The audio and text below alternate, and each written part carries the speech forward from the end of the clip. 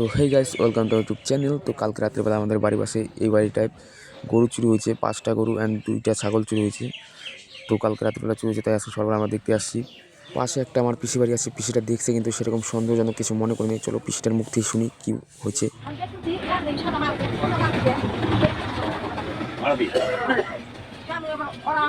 আমার তো সন্ধ্যাবেলা বই থাকে, আমার পরের দিন সকালবেলা আমি বলে রাখবো কোনো কিছু হলে মাসির এসে ভালো থাকে না।